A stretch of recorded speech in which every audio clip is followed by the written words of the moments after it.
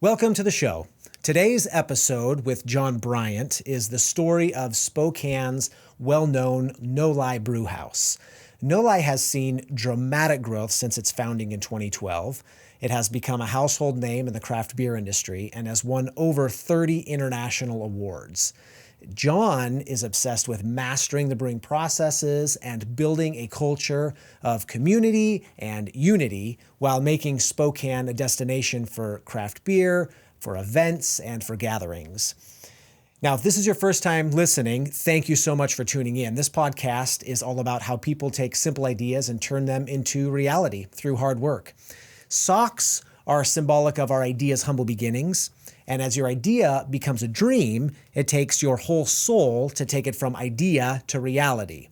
And everyone's dreams are different. Some want to start a business, some want to do charity work, some want to lose weight or have a better marriage. And buried in that dream are the ideas on how to do that.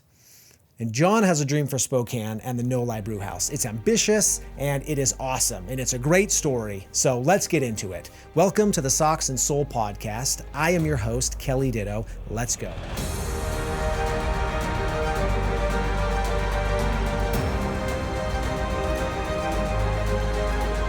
My guest today is John Bryant from Spokane's famous No Lie Brewery. Thanks for coming down, John. Thanks for having me. I'm excited to hear your story and to hear where you came from and how you got here and kind of put Spokane on the map in terms of, having a real brewery. We're here, yes. So you have to guide me through it. But it's been a long journey of school, hard knocks, and learning to get the opportunity and the privilege to do what we've been able to do in the community here in Spokane for almost 10 years. Yeah.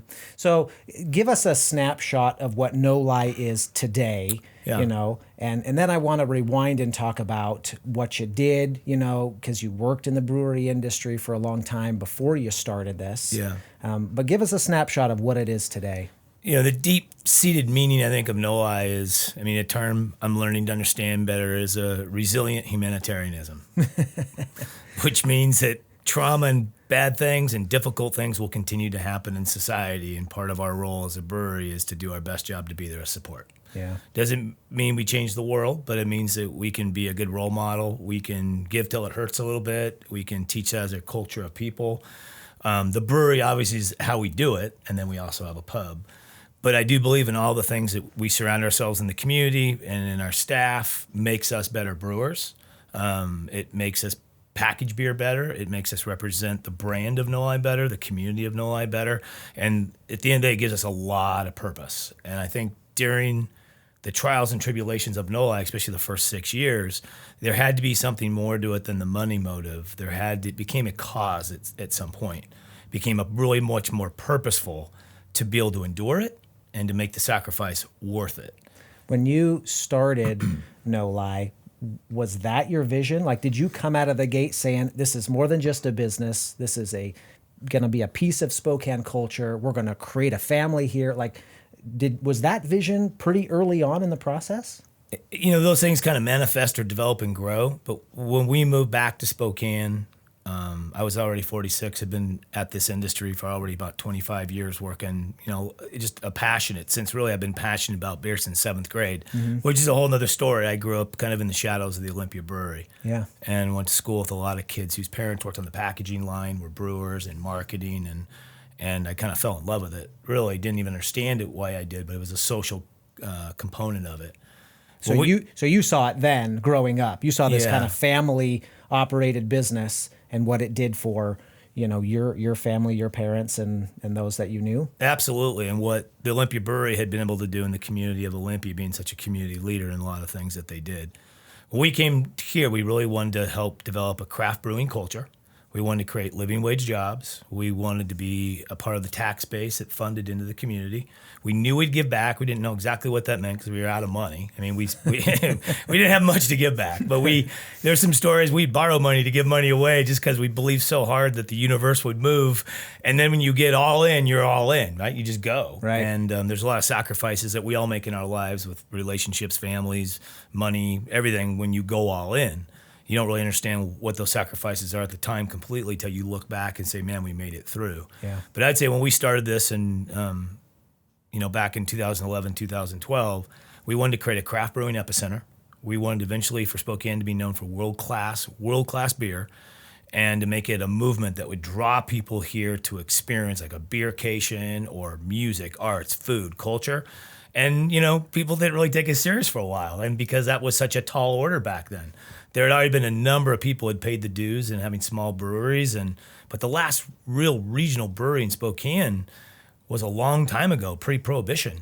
And whoa, that is a long time ago. It's a long time ago that something new was developed here that was a Spokane-based brewery on a regional scale. Yeah. That's a long time ago. And so over the years, there's been a number of breweries that have done some really amazing things, but it never really stuck for a long time. Yeah. And in our region here of Spokane, it was just, we saw this area to come back home. My wife's family moved here in 1917, directly from Naples. You guys have deep roots here in Spokane. And so everything we do, I reference that because that family looks at everything we do. Does it hold up to 100 years of pride of Spokane that's deeper pride than that a lot of people don't know or understand if they haven't been here a long time.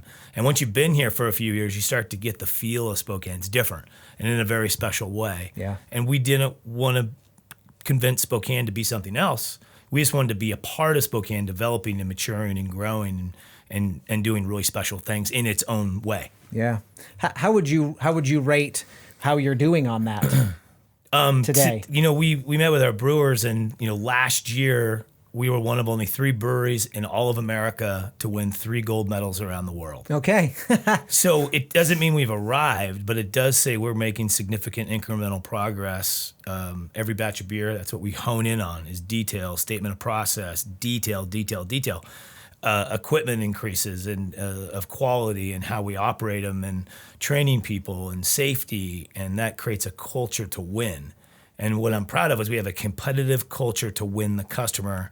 So our pride is there, but it's more prideful for we want to win Spokane to be on a world stage. Yeah. So when people say, when is enough enough? Well, enough's enough when Spokane is the place that people take a pilgrimage to come see craft beer. And that won't be just NOLA. It'll be a number of other breweries that are also going to be carrying that torch. It's really inspiring and eye-opening to hear you say things like that, because for you, from the second that I first talked to you over the phone and started talking about coming on, at no point talking to you was it ever just about making money and providing for my family. Yeah. It's always been this broad scope of we're creating something bigger. It's not about beer. It's not about it's not about where we work. It's about what we're accomplishing and what we're creating here. Yeah. And it's happening.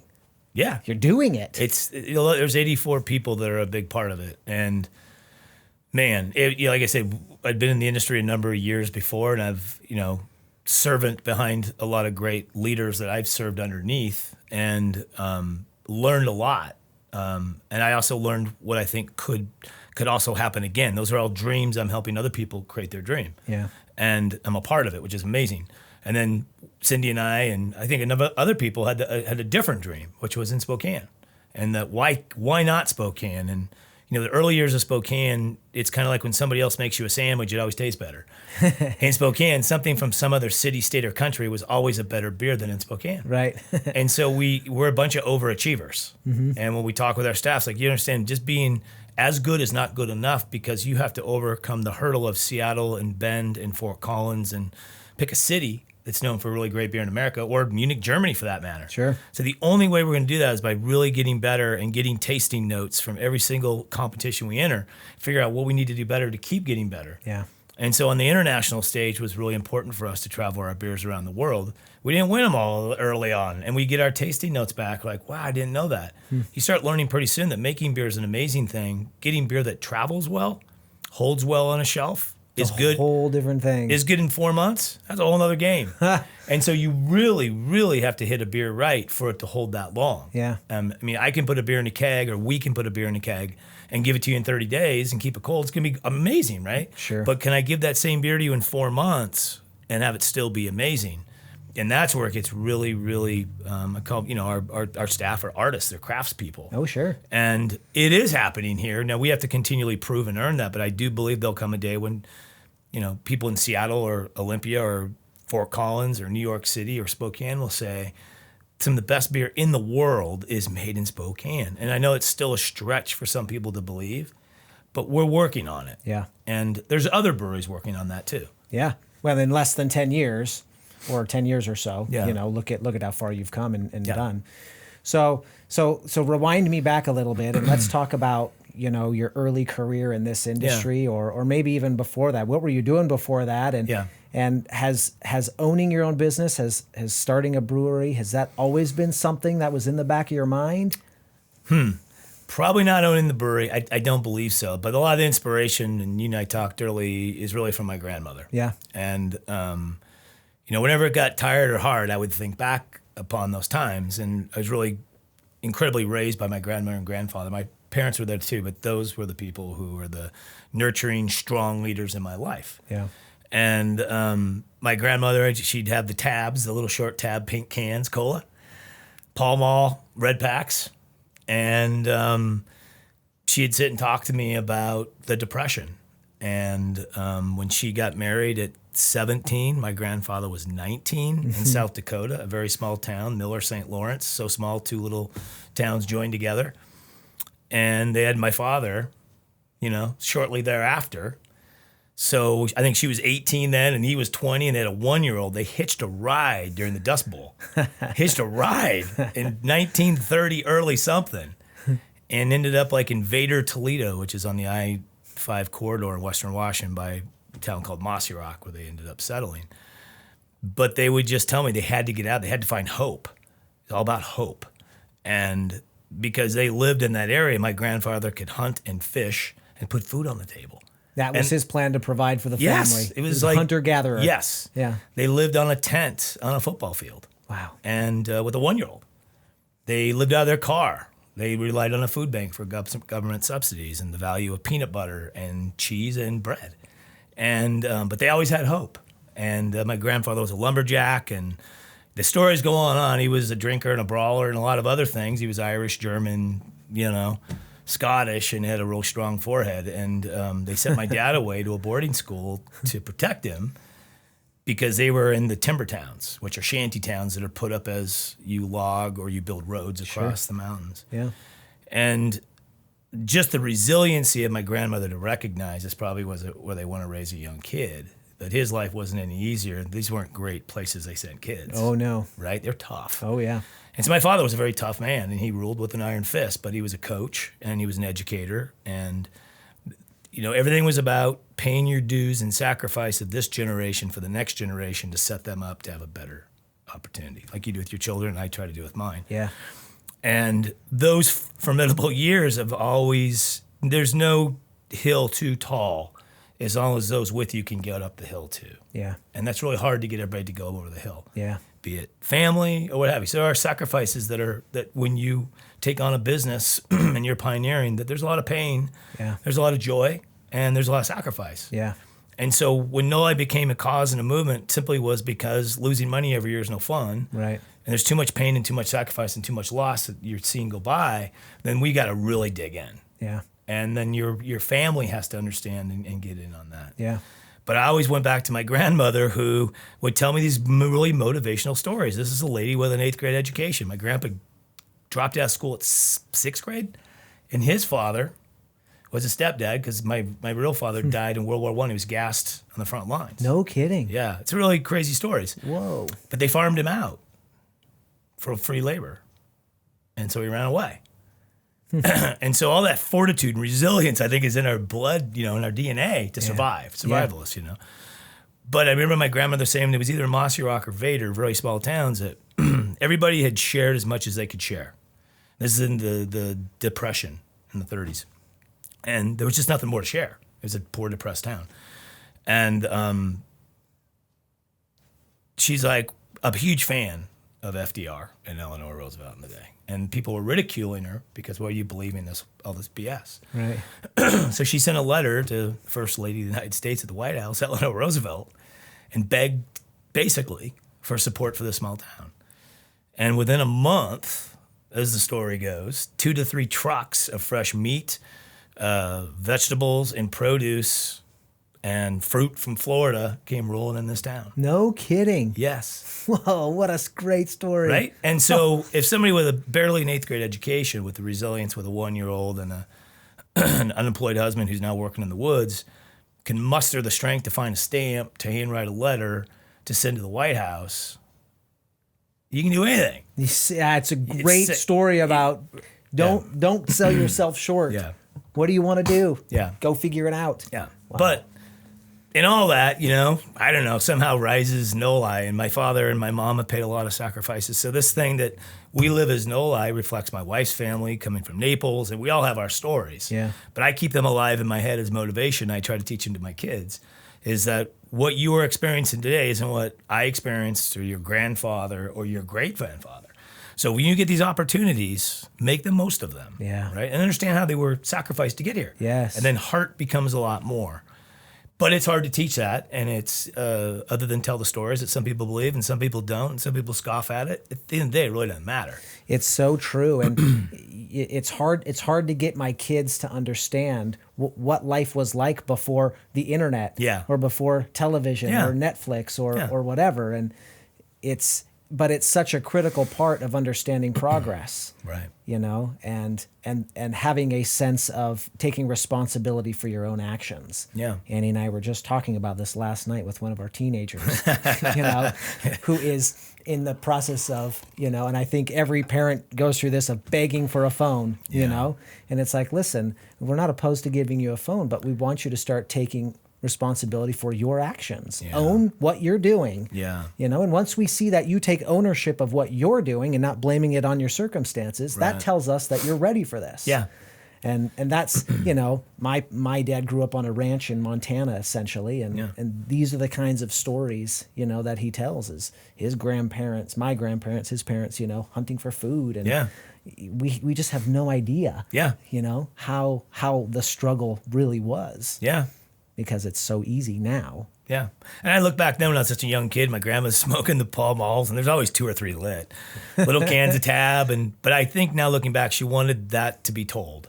I think, honestly, I was young, that she wanted me to know that. Or she wanted to spend the time, because it's always early mornings. I've always kind of been, most of the time, kind of an early riser, and she'd be up. And just it was just this... if it's family lore or pride or respect or understanding, because I think at that time, what I had as a young kid was way more than they did or my parents. And there's a lot of stories that we each have. This isn't unique to my family, right? But I think if we can pull those out, I think especially in today's world, and use them as motivation and ways to share and help, I do think with all the craziness in the world, it does give us all more meaning and purpose. Yeah, I mean, it's got to. Yeah, and so part of No Lies, we end up really, our heart calls us to help people on the fringes, and sometimes those are very difficult programs, and they're stuff you don't like to talk about. They're dark and they're hard, but some of them, when you put some of those into the light, it's more than just giving money or a check. It's giving the time and respect to hear the story, right? And then we try to retell it, be it through social media or however we decide to, and then ultimately that helps them raise more money because the charity's into the light, nonprofit. But you also honor people that have had a pretty difficult time. Yeah, and I hope in our culture, because the beer business is a very blue-collar trade, that it gives them pride in what they're doing does make a difference. Yeah. It's more than making beer. Beer is our passion, but I think the byproduct of beer is community. Yeah. Cindy and I were fortunate enough to do a behind-the-scenes tour in Guinness in Dublin. It was a real honor.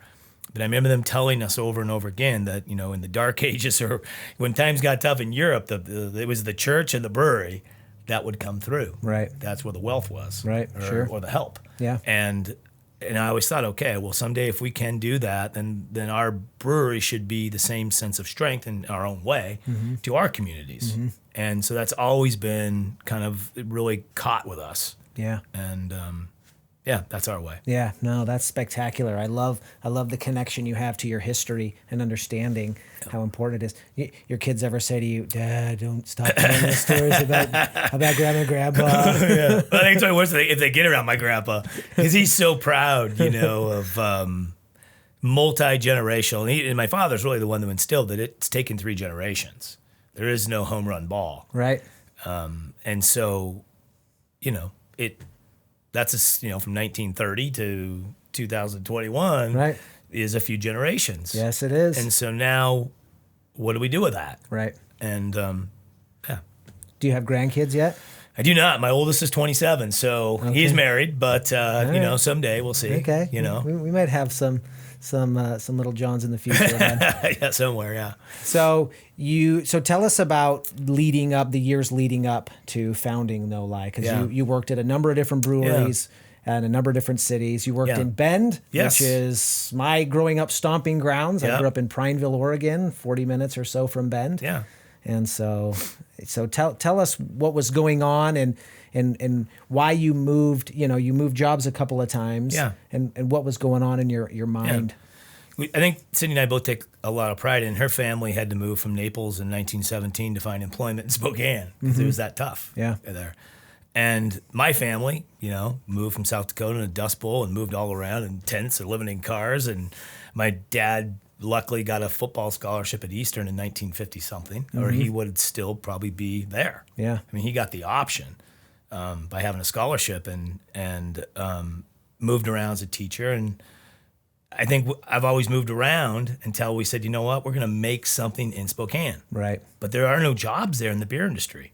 So if we're going to create jobs or a livelihood in the beer, we're going to have to help create it. Mm-hmm. And that's a turning point. Yeah. So my kids, if they choose to be in the industry or just want to be in Spokane, don't have to move. Right. For the first time since 1930, my family doesn't have to leave. Yes. And there's something in that creates rooting and confidence. But my passion for beer was probably about, this is either 5th or 7th grade.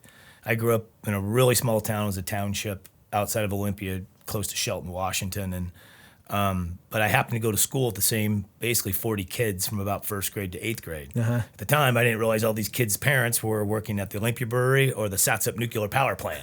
So it was a blue-collar school. Right.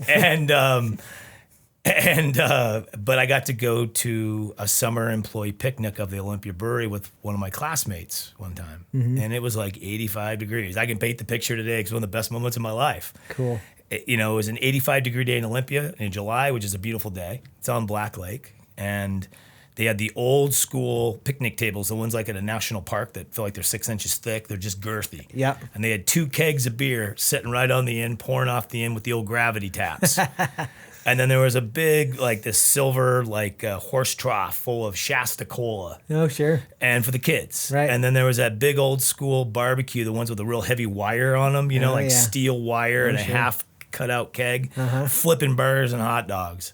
And so you got that nice heat of the day. You've got, burgers and hot dogs. But what you have is a very blue collar group of families laughing. Right. And having fun and having fun together. And this is American heritage, right? Yes. Around the grill. Yeah. And you're eating and you're talking and you're laughing and you're doing, this is how our communities are built. This is what America's neighborhoods look like. This is 4th of July, Memorial Day, all summer long. This is at the lake. I mean, this is what we do. And from that moment on, I'm like, I don't know what this is, but I want a piece of it.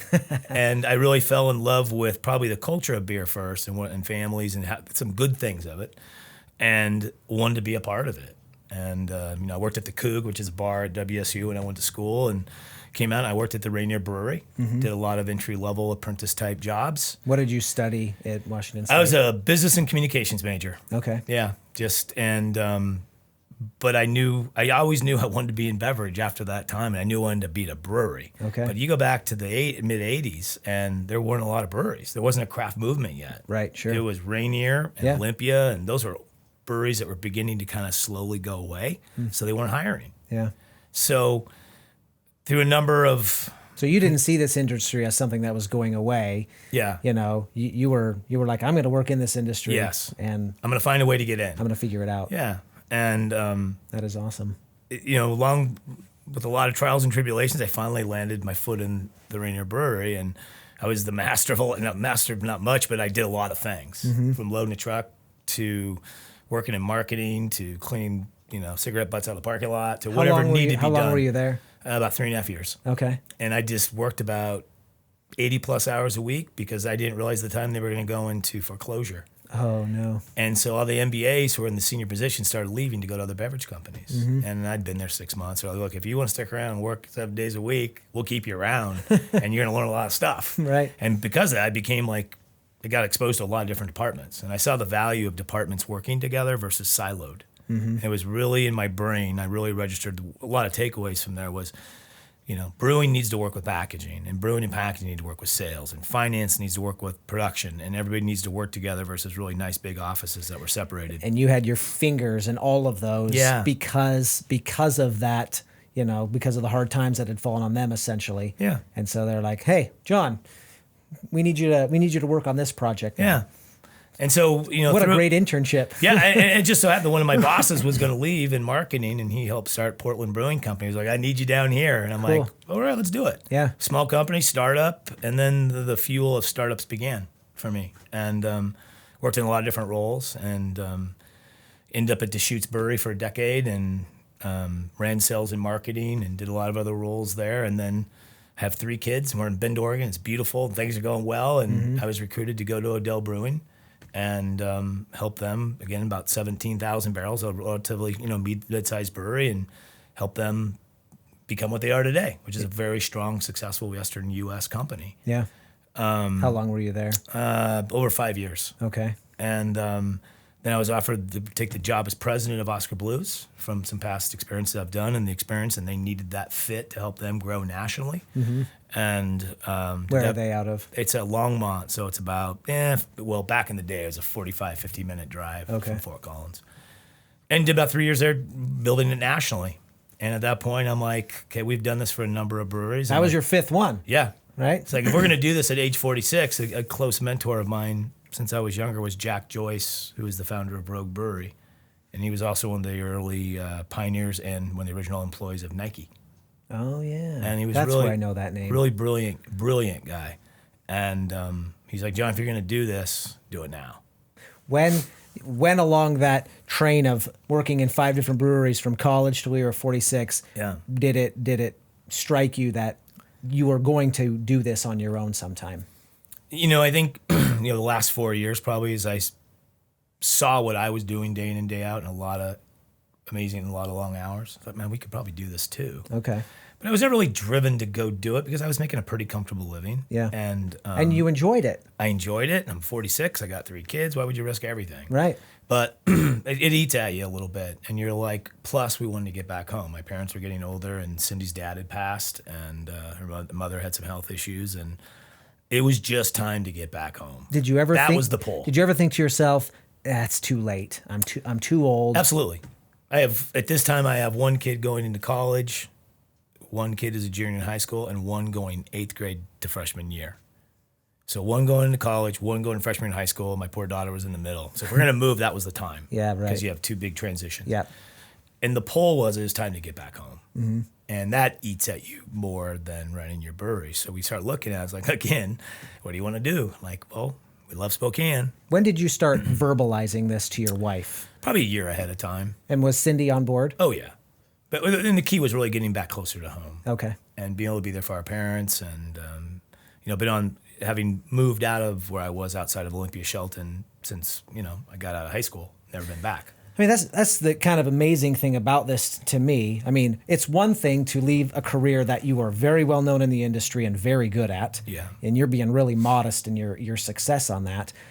But it's a whole nother thing to say, not only are we going to do that, we're going to go to a city we haven't been to in a long time. I know your wife's family's all here, but you did both of those things at the same time. Yeah. You didn't say, why don't I find a job in Spokane and work there for a while, build up a network. I mean, you probably know everybody in the industry anyway. Yeah. But that's a lot of things to have happen. Yeah, it is. And it is. I don't think I would do it again, to be honest. But, and Cindy and I talk about it, we probably wouldn't have done it again in a lot of ways. But we're here. Yeah. And that's where things become a cause and a momentum of a movement, because otherwise it doesn't make any sense. Well, and this is really what the crux of this show is all about. Yeah. That's the point that I'm always the most interested in with my guests. Yeah. Is you went from doing something you were really good at to, like you said, kind of risking it all, putting it all out there. I told you the story. I talked to a gal in Coeur d'Alene years ago who owns a winery, and she says to me, "You want to know how to make $10 million? No, you want to know how to and she said, I'm butchering it now. Yeah. Do you want to know how to have $1 million in the winery business?" And I said, "How?" She goes, "Start with $10 million." Yeah. And that's because what we want to do in our lives is we want to do things that are meaningful. Yeah. We want to do things that matter, that are important, and that make us feel alive. Yep. And boy, you want to know if you're alive? Quit your high-paying job, in Fort Collins. Yeah. Move to Spokane, which you haven't been to, and dump a bunch of money into a business that doesn't exist in a culture that's not there. Right. And so, we probably underestimated not resistance, but how difficult it was going to be when there's obviously been some breweries here over the years, and not to discount those breweries at all, but having traveled the U.S. quite a bit and been in most breweries and been around the culture a long time, a big failing was thinking we could just do this. Right. And really underestimating the years it took in Bend, or the years it took in Fort Collins, or the years it took in Portland was going to take the years in Spokane. And that heavy lifting, you got to be careful it doesn't become resentful, because you're just working so hard at it. People don't believe in the dream, and you have to keep proving it out. And then there was one day I woke up, I'm like, I know we're making really good beer. It's not the best yet. I mean, I know that because we're still getting better. But let's travel these things around the world. Let's go up against the best. Let's just do it. Let's just go for it, Yeah. What do we got to lose at this Exactly. point? It's some money. Let's do it. And we had some mixed results at first, and then we started getting better, and then we started winning, and then that fueled winning, and that fueled getting more pride in every detail. And, I call it the holy trinity of brewing. It's one thing to be a great brewer. It's another thing to be an amazing cellar person in filtration and tank management and dry hopping. And then it's a whole nother thing to package and put it in a can or bottle or keg and get it out. And we were always good at one or two, but all three was really hard to nail in. And that took a lot more money and borrowing to get a lot more experience that I'd known through the years. I was fortunate, I had a lot of mentors and a lot of friends in the industry who were my age or older, who had been around a long time, and they were brewers and cellarmen and packaging people. Mm-hmm. And I brought them in. And we started just surrounding our crew with some of the most experienced people in the United States I could find. And it became a mentoring program indirectly. I never called it that, but it was a mentoring program of getting the brightest, the smartest, the nicest, the kindest, the most passionate people of the trade into each of those places and let our people experience it. Because what I failed to do on a number of occasions and still do is what I see in my brain from the experiences that I've had, I'm so blessed and fortunate to have had, a lot of people haven't. So I can paint the picture, but if you haven't been there necessarily, it's hard to, this guy's crazy, right? Totally. Yeah. So I had to keep bringing, and it was a pleasure because I got to spend time with them to go, hey, this is how we did it, and this is how you could do it. Doesn't mean this is the right way. Right. But then they surround themselves with people who had done it before and were really successful. And then all of a sudden it catches on. You were creating a school of brewery. I don't know. It was what you were doing. It was an expensive way to do it. But then I would trade some of my value to other breweries of things I could do to help them, and it became this reciprocal thing. So sometimes we joke that at any one time there's over 100 years of brewery experience in our brewery. That's amazing. I mean, you bring somebody in who's done it 30, and I've been at 30 plus, and we got our own brewers, and you're like, damn, there's a lot of people who know what they're doing. Right. But doesn't mean we can't continually get better. Yeah, absolutely. And so that's the culture we're doing now. It's just a competitive culture for the customer to make world-class beer. Yeah. Every time, every day, every process. Yeah. So how long did it take you to turn No Lie into a profitable entity? We had a really hard 5 years, and because you got some stories where you owed $60,000 in payroll, and you had a couple grand to your name, and I mean you. Yeah, I remember one time we were not joking, maybe crying, that someday we'll spend less time moving around invoices in piles and take that unproductive time. We'll be current and we can focus on the business. And that seemed like so long ago, but it's so real that we spent so much time, pay them, don't pay that, call them, ask for more time. Yeah. And you spend so much time doing the things that just really hurt and aren't positive to survival. Yeah. And there was a time where we were in 17 states shipping pallets. And I soon learned, okay, all I'm doing is buying ourselves time because we'll buy that beer back. We have a commitment to every single distributor. If a beer hits 120 days, we buy it back. No kidding. Oh, yeah, sight unseen. Some beers earlier. Yeah. We don't. If we know there's a beer out there that's not fresh as stuff cut, we buy it. It's not even, we don't even negotiate it. We just do it. Yeah. And there's been times we got a bunch more Visa cards and had everybody travel all our markets, buy anything back that didn't look fresh as code. We've done that a number of times, and that's the promise to our distributor. It's a promise to our retailer. It's a promise to our customer that you're always going to get good beer. Boy, that creates a lot of goodwill with the people that. Yeah, it's painful when you're paying full retail back. Yeah. But everybody knows in our culture that beer has to be in code, has to be fresh, it has to be great. Sure. And we learned that by shipping the beer around the country, that beer, didn't get taken care of because we couldn't get there. And sure, we got paid, we got our invoice, and then pretty soon it's like, yeah, bring it back. And you just find yourself in this, almost like this habitual, just floating forward. Right. And we thought, man, someday we'll get so strong, we will, and people will want our beers and they'll buy them, that we'll pull out of all those markets and we'll just be 6 hours from home. And we'll just build, more customer and community. And the community was really born, too, of that, of we need people to believe in no lie. Yeah. And so now our farthest place I can drive in a car, and that's Bellingham to Vancouver, Washington to Boise. It's the farthest we go. So that was a deliberate distribution and marketing move, was to be anywhere you could be with the hopes that you could be regional, in the future. Yes. That's fascinating. Absolutely. And it's not the best way. That's when you're underfinanced and you hope maybe one of those markets stick. That Sure. used to, in the old days, North Carolina might stick. Right. But the amount of money you spend to travel there in airplanes and hotels and everything we started doing like this, there's no way this will ever pencil. Right. And we got to get better. We have to make such good beer that people closer to home will want to buy it. Yeah. It doesn't have to go farther away. Right. And that was born of the freshness. Born was community. Born was innovation. The mentorships of bringing people in. And so it's really been a journey. We have 84 staff members, but there's been so many mentors and people along the way that have helped. Yeah. I mean, so many. Yeah. So this is by no means a solo job or a solo act. Not even close. Yeah, There's absolutely. just too many instrumental people. Yeah, absolutely. Well, and you understood from a very early on that, like you said, bringing in good people was going to be critical to training your staff. Yeah. And it's interesting how you felt this, you feel this synergy with the industry as a whole, bringing in people from other breweries to come in and help or, help you grow. And that you had a relationship with them, that they were willing to do that, and you were able to reciprocate that with them as well. What a cool way to run a business. Well, and you learn to really problem solve. I guess that's the one thing we've all figured out is typically it's always science. I mean, flukes are fluke, but if the things aren't coming out right, it's something to do with science. Right. It's recipe, it's math. It's solvable. Yeah. And that's what we've learned. Never give up on a problem. Never, ever give up. And so I think we've had some of our biggest breakthroughs in beer in the last 2 years, and part of it was our hard seltzer program has made us such significantly better brewers because it is so difficult to do the holy trinity of brewing. Now, I'm a Catholic, so I'm going to throw that out there. There you go. I'm not trying to diminish religion or anything. No, I get but it. I mean, that there's brewing. That's great. You have an all-star brewer. Congratulations. Okay, now it's got to go to the cellar. Do you have an all-star cellar woman or man? Okay, then it's got to get packaged, which is, oh my, you want to talk about ruining a beer really fast? Put high levels of dissolved oxygen, a loose seam, or an underfill. I mean, and all those things can happen just like that. Yeah.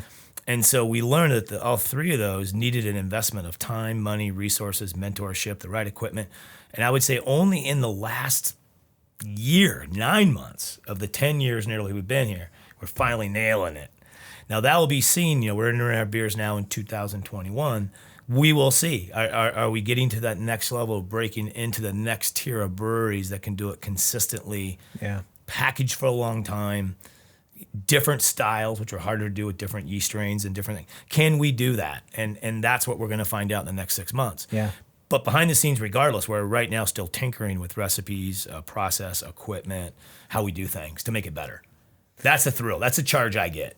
So you find it really exciting, the R&D process of perfecting your craft, making it better, finding ways, innovative ways, and I'm sure the industry, fuels that with new technologies and new ways to measure and new ways to test, and that's what really excites you about this. Imagine having a world-class brewery, and I don't mean that to be arrogant and say with a lot of humility, because I know the work that our and our staff are going through to get there. Yeah. But we want to get on the world stage to compete.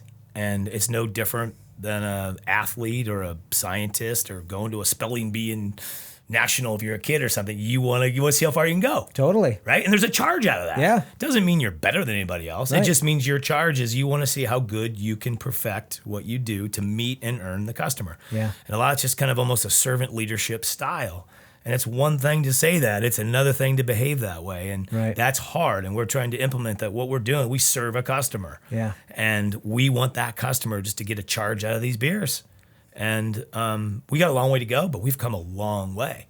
Well, when we as customers have a great experience with a product, whatever it is, Yeah. shoes, coats, drinks, food, whatever. Yeah. It's amazing that what you're doing every day is you're infusing this experience you had as a 7-year-old at a barbecue, because every time somebody cracks open or puts back one of your beers, that's what you want them to experience. Yeah, absolutely. You want them to feel that summer day, Yeah. with family and friends around. You just don't want it to be a great beer. Right. You want it to be a great experience. Yeah. And so in order to do that, you have to create a product that is capable of doing that. Yeah. It has to be great.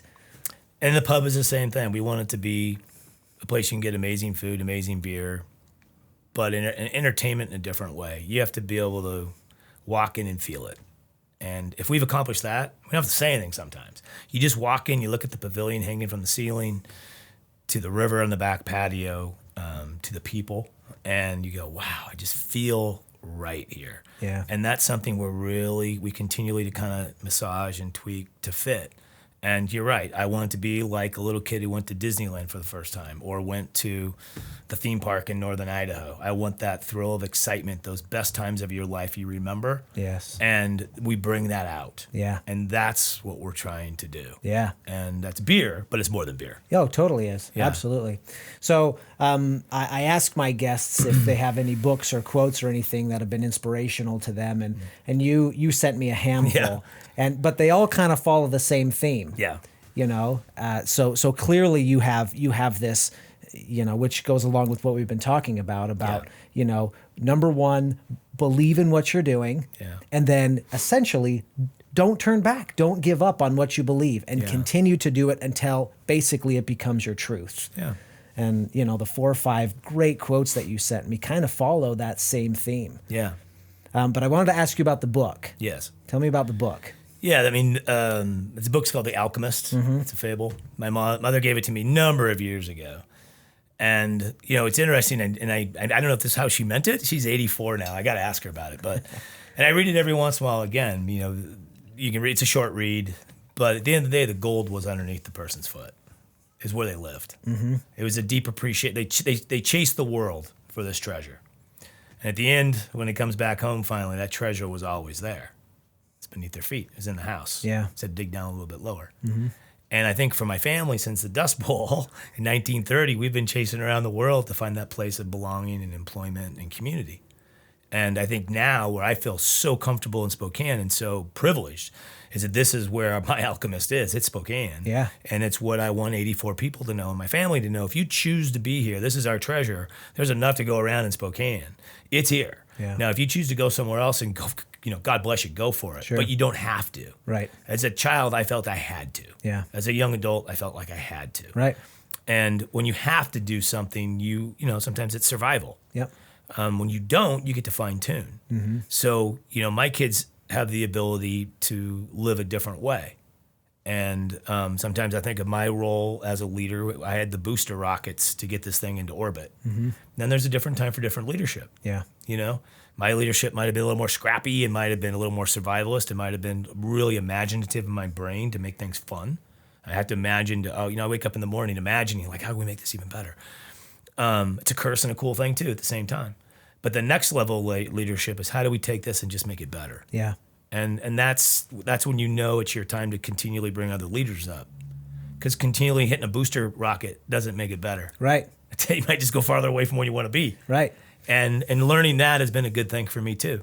Well, we were talking off air before the show about decisions we make in our 20s and 30s are heavily weighted, like you said, on the financial side. Yeah. It's like, look, man, when you're fresh out of college, you're like, who will hire me? Who will pay me? Yes. How do I do this? Yeah. And I've had a handful of guests now who have started these businesses in their 40s, and just found great passion and drive in doing what you're doing. Yeah. The same point of I'm in my mid-50s and I have friends or friends of friends that all are in their mid-50s and, hey, man, you're working way too hard and we're playing and we got this and that. And I've missed out. Right. I mean, I look at like 10 years of missing out on a lot of different things. So you have to find some satisfaction or reward or gratification. This is my beach house. Right. Yeah, So to right. speak. This is my This is ski my lake trip. house. Yeah, this my is ski right. trip, yeah. And this is my Vail. This is my golf trip. Right. This is my townhouse in Kauai. Yeah, exactly. And I don't mean that to paint it bleak because we're very fortunate in a lot of things, but you have to look at it that way, or I can't do what other people do that maybe didn't start a business. I don't have that ability. Right. And you'll just frustrate yourself. I'm getting, so maybe I can take a little bit of time off, which would be great because we're growing leaders. Right. And that would be amazing. Right. So time becomes a value with money. Yeah. You give up a bunch of stuff just to have time. Absolutely. And it doesn't have to be a lot of money. It doesn't have to be a lot of time. And I think that's part of what I see in other people going, man, you gotta live. Yeah. Right? Like, well, this is my life, Yeah. And I know a lot of other people can relate to that. Right. But here's the gift. At least I get a chance. Right. At least I had the opportunity. Right. Well, and you chose this. Yeah. You chose something that you wanted to do. Yeah. You wanted to do this. Yes. And, and you get, and the byproduct is you get the satisfaction of creating a legacy. Yeah. And we see No Lie all over the place now.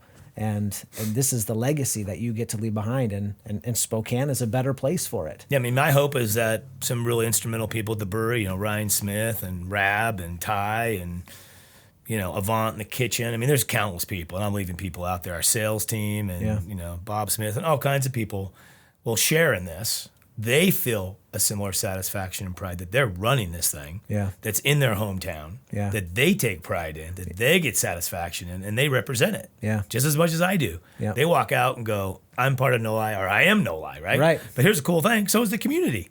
And I think, in that would be the greatest, satisfaction if we can keep this thing going, is that a lot more of those people feeling that sense of pride and ownership, and they should, keep blossoming. That will be the biggest charge. Yeah. That will be the biggest charge. Yeah. And that's what we're working towards. And that next generation of leadership, like you said, Yeah. where can we continue to grow the vision? Can we make it better? Yeah. Can we prepare you guys to carry that mantle, essentially? Yeah. Okay. Something I've been meaning to ask you. No Lie. What does it mean? So on the site where No Lie Brewhouse is today was an original brewery called the Bayou Brewing Company. It was there about 1995 through over 2000. It basically went bankrupt. They took that whole Riverwalk facility and made it like a theme park of sorts with beer and food and concert hall. And it was a French Quarter, Louisiana kind of theme. And that's why the red cobble bricks, and it's got kind of a cool eclectic flair to it. We've remodeled it to keep some of the eclecticness because it's really different. But taken some things out and remodeled to be more contemporary and fun versus a dark French Quarter. Then on top of that, when that went out of business, Northern Lights came in, and Mark and Stacy Irvin, amazing people, moved into that space, and that was Northern Lights. And Also a brewery? Also a brewery. Just inherited that equipment and went about it for a number of years. And Mark and I partnered in 2012. We closed down Northern Lights. We opened up a brand new business, brand new everything. But in kind of honoring Northern Lights and even the Bayou and that property, hyphenated it down to No Lie. Okay. And that's how that was born. Cool. Yeah. Very cool. Yeah. And the most important question of this podcast is tell us about your socks and what your sock philosophy is. Oh my gosh. You had me thinking, and I was kind of going back to The Alchemist too. So I got a stocking. This is awesome. Yeah, I got my name. What I love about it is that they hand wrote John in like a black marker when the cheap kind of things fell off it. But there's five kids in our family, and my dad was a teacher at Hood Canal, which was not a really rich community. My mom was a waitress, and they're raising 5 kids. Wow. Right? So things were handmade. I mean, what we're looking at here is like a felt stocking with 3 things on it. You got like a Santa Claus that's like out of cut out and glued on felt. Yeah. The Star of David, and then a candy cane complete with the white stripes. Yeah, that's pretty good, isn't it? The little white stripes are also cut out in felt, and then you got this kind of ribbony thing, underneath the top. Traditional stocking that's got the name on it. Looks like it did used to have some kind of sparkly sequins on it, and now it's just black marker, just black cursive marker. John, and it had a sewn hook that it seems to have come off. Yeah, but this is clearly a handmade, that's a handmade, well loved, long time. That thing is probably about 40 years old, I think. Christmas 50, actually. stocking. It's going to be more. It'd be 50-some years old. The cool thing about there was 5 of us, and my mom, actually my grandmother, right? This is my grandma's sewing skills, made 5 of these. And the biggest day of my family's year, I mean, when we actually, we were together, was Christmas Day. Mm-hmm. And you open the stockings, in the morning. And so for me, the biggest thing of family is Christmas morning. And that's why the stocking, like my mom or my grandma, made it, still made 5 of them. So we still had 5 individual personalities, right? Yeah. And recognized 5 different people on that day. Yeah. And there was something to me that caught on that everybody's important, that they took the time to do it. She didn't have any money. I mean, dirt poor is an understatement. But yet she still found these materials to make us each a stocking, right? That's awesome. So that's my special sock. And I was telling my wife, I'm like, I don't really have any like socks. I just put on whatever's around. And she's like, I started thinking, we're talking about The Alchemist. I'm like, do we have that sock still? It's awesome. She's like, it's in some box. So like, let's find it. So I love that. And I love how it, segues into the way that you live your life, the way you treat your employees, the way you treat the community, the way you tell the stories of, the less fortunate and give back to the community. Yeah. It really is just part of the culture that you have created, with your family and your kids, and your brewery. It's really cool. And it's not always easy. And, the people side of it is really hard. Mm-hmm. I mean, to be overachievers means you overachieve. And you work a little bit more, and you fine tune a little bit more, and that can take a toll. Yeah. And when you're, I guess tilling up the soil, for the first time, and you're the person out front with the plow with other people, that's hard work. Yeah. Every year when you till it over, it gets a little bit easier, but the early plowing years are tough. For sure. And there's just a lot of people who contributed to No Lie since I was a kid, all the way through today. Mm-hmm. And numerous. I mean, from Jim Cook at Boston Beer really helped us with our hard seltzer program. He didn't have to do that. Right. I mean, that guy's, A, he's a billionaire. 2, he runs one of the most successful beverage companies in the world. Wow. And he'd still take a call. It's awesome. It is awesome. And cool. Jack Joyce, of Rogue and Nike, that took the time and saw some potential, I guess, in me or something, and was willing to give time. Or just staff members who have put into it. Yeah. And I mean, the list is so lengthy that doesn't do justice to anybody, but there's a lot of thanks that would always go around. Yeah. So.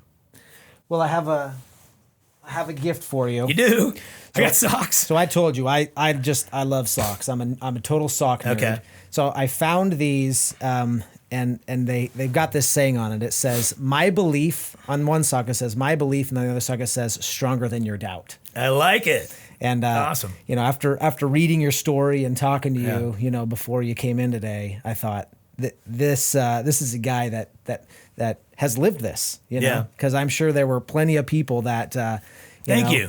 That didn't believe in your dream, and you say you're going to create a craft brewery here, and Spokane's going to be on the map. I'm sure that you just had lots of people that were like, whatever, John. Yeah. Whatever, man. Yeah. We're not Bend. We're not Portland. We're not Seattle. Yeah. We're just Spokane. Yeah. And yet, boy, you're doing a magnificent job along with your team and all those people. Believers are happening. There's some really other great breweries in town, and it's happening. It's happening. It's in process. Absolutely. Yeah. I love it. Thank you.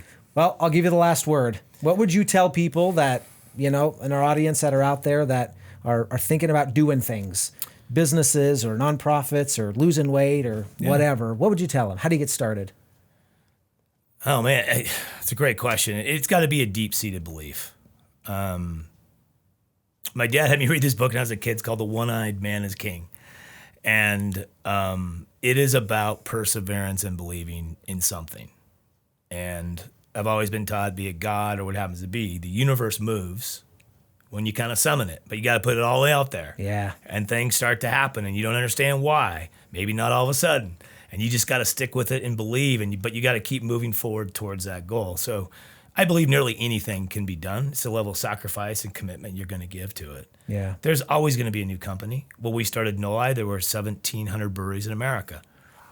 Today, there's 9,000 some, right? So when we said back then we were going to create this movement, and people naturally scoffed, but we just so believed in Spokane and where we were going, our point in our life, that we had enough experience, we could probably pull it off with some other people. It just became more of a movement and a cause. And I think when your life, when it becomes a purposeful cause and a movement, you will make it happen. Yeah. If you want to lose weight, how bad do you want to lose weight? Yeah. Is it like me? I'm a snack fiend. Is it worth giving up that snack at 8 p.m. if you want to wake up the next morning? Just you can do it. Well, and I love this, that the universe wants you to do it. Yes, it and does. as soon as you start going towards it, Yeah. you'll watch doors unlock. Yes. You'll watch, you'll ignore the haters or whatever you want to Yep. call them. And the people that are there to help you, you'll watch them become Yes. attracted to you. Yes. So go out there and make it happen. Yeah, it's a self-fulfilling thing. I love it. Yeah. I love that. And there's a lot of books, written throughout history, The Secret, How to Think and Grow Rich. Yeah. These are books that teach you how to think Yeah. and how to go do those things. Yeah. And I wholeheartedly believe in that principle. Yeah, and yeah. the end might not be exactly what you think it is, No, but you just got to start slogging through the mud to get there. that's right. It's awesome. Yep. John, I really appreciate Thank you coming you. and telling your Appreciate story. it. Yeah. The Socks and Soul podcast is a production of Ditto Film Media. If you enjoy this content, be sure to give it a 5-star rating on Apple Podcasts. Join the conversation on Facebook at Socks and Soul Podcast.